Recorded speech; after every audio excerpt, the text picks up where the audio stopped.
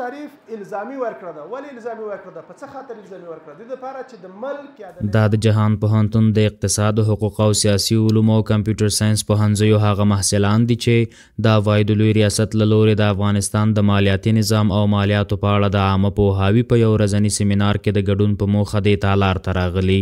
دا سیمینار د جهان پوهنتون د غونډو په تالار کې د عواید لوی ریاست له لورې ترسره سو. په دې سیمینار کې د مالیاتو د عامه پوهاوي کارپوه عبادالله درمان محصلانو ته د افغانستان د مالیاتي نظام، په افغانستان کې د مالیاتو ډولونه او د مالیاتو د اخیستلو د پروسو په اړه معلومات وړاندې کړل او د محصلانو پوښتنو ته یې ځوابونه وویل.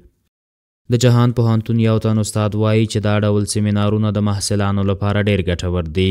دوی د مالیاتو په اړه ډیر معلومات ترلاسه کوي چې په راتلونکي کې له دوی سره په عملي برخه کې ډیره مرسته کوي. نوموړی د عوایدو لوی ریاست څخه د محصلانو د ظرفیت لوړونې لپاره په ټول هیواد کې د دې سیمینارونو د ترسره کولو غوښتنه کوي.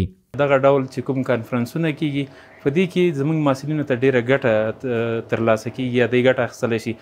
نو که چیرې راتلونکي کې دوی دغسې مالیاتو سره مخامخ کیږي نو دوی ته به هغه کوم چې ملي حق د هغه به ورته معلوم وي. نو زه فکر کوم چې دغسې غونډې همیشه ترسره سي، نه یوازې په دلته په جهان پوهنتون کې، نورو پوهنتونونو کې او دغسې د کابل نه د باندې نورو ولایتونو کې دغسې غونډې یا سیمینارونه وشي چې هر چا ته، هر محصل ته، هر افغان وګړي ته چې د مالیاتو په اړه معلومات ورسیږي. ګډونوال محصلین بیا یاد سیمینار د دوی لپاره اړین بولي او وایي چې تر دې وړاندې د مالیاتو په اړه ډېر کم معلومات درلودل، چې د دې سیمینار ترسره کېدو وروسته یې په دې برخه کې بشپړ معلومات ترلاسه کړل.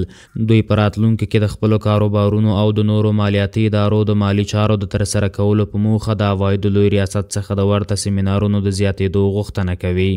ګټه یې دغه ده چې په زده کوونکو ته د مالیاتو په اړه معلومات ورکړل شول او دوی د مالیاتو په اړه پوره معلومات ترلاسه کړل. په راتلونکي کې کله چې دوی کوم کاروبارونه خلاصوي یا کوم خلک چې اوس دلته فی الحال کاروبارونه لري، هغوی ته د مالیاتو په ورکړه کې پوره مرسته کوي.